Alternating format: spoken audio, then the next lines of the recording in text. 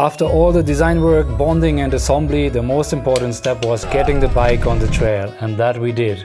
We tried to use every free minute available and everybody who was keen to ride it to get trail time on the first frame.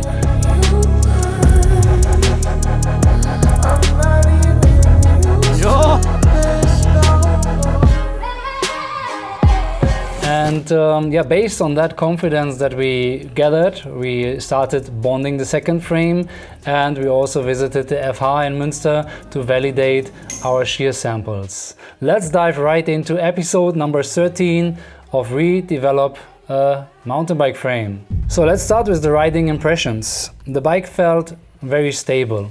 Kind of damped. It is a little bit hard to explain and hard to quantify, but what we felt is a stiffer front triangle and still the nice compliance from the rear triangle.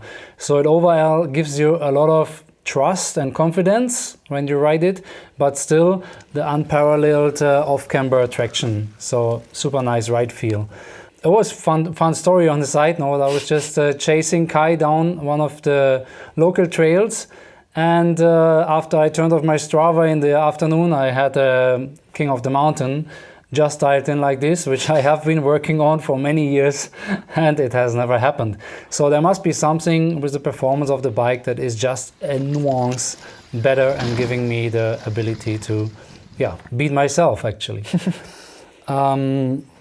So what's next? I think maybe Luca, you'd like to elaborate a little bit on what we experienced in the FH Münster. Yeah, sure. So after all our ghetto testing, we wanted to finally make a more professional test about the final choice we made for our bonding. So we decided to compare bonding on anodized surface. We sand really slightly the anodized surface with like some scotch finish. Not even a real sandpaper, it's just a scotch. Yeah, just to create a bit of microstructure inside the lug. And so what we can say is the difference between anodized surface and raw surface is pretty negligible when the surface is well cleaned. Yeah, what we can say is also the force we measure in the laboratory is pretty close to the theoretical value of the datasheet.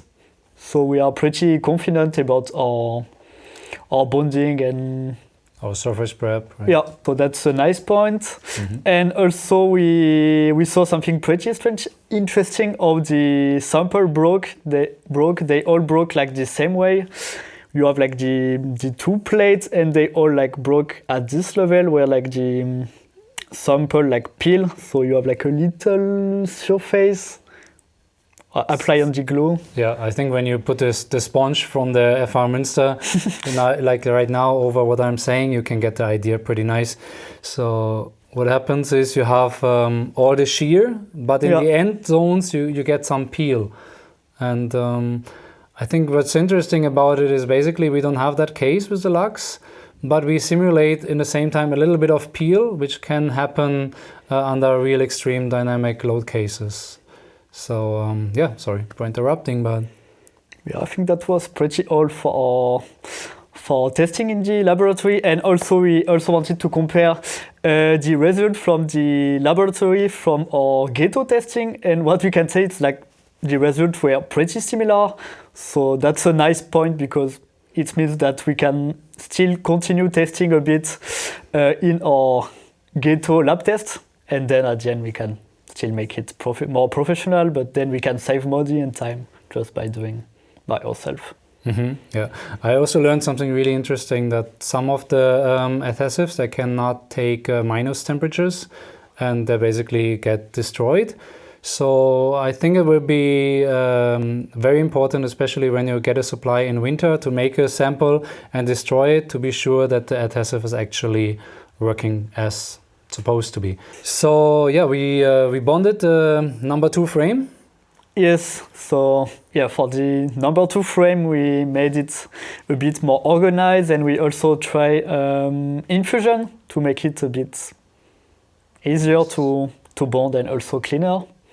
So we still have to optimize slightly the process to make it faster, more efficient, and also more clean, but that was a nice beginning. Yeah, it was good. It can be better. We are not completely 100% confident yet that there aren't any air pockets. But we rather go to EFBE with a prototype that isn't perfect and have the perfect process figured out for the series production than have a 100% perfect frame tested in the lab and not being able to replicate that in the mass production. Yeah. So that basically brings us already to EFBE. Yeah, that's the next step for us right now. Big step. Big step, yeah. And of course, we are a little bit nervous for that one because they are the experts in destroying the stuff to make a safe product. Basically next week, we will already start testing with them. And the FEM results actually show still some zones where we just had to say, if we keep optimizing, we can't start producing, so we had to take the risk. So there are 2 zones that we have a little bit of stomach pain with them, and yeah, it would be interesting actually if you drop your best guesses in the comments where you think that frame could fail potentially. So any weak spots, drop them in the comments, will be probably real fun. We take on all the bets.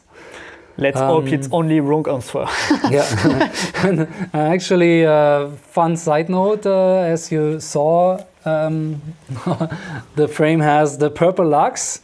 And one of the reasons I made the purple lugs is it's one of the Cavens standard colors, obviously. But also I found it funny to make it in the corporate identity purple that EFBE was using, but when I was going to their website, I realized EFBE was purchased by another company and is part of a group now, and the corporate colors changed to orange.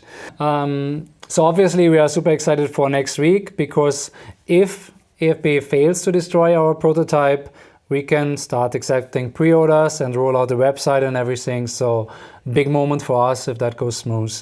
And technically, from the moment we have the go, we can make the design freeze, and we expect to be ready to ship the first frames within 2 months. So it can be really fast after that. Yeah, we are optimizing our internal structures in the meanwhile to have perfect processes, and we can probably take you a little bit on a tour in the next weeks as well, what it means to actually structure the company to manufacture in-house. So stay tuned, have a great weekend, and we will probably be riding again this weekend, right? Yes. Gonna be awesome. Bye-bye.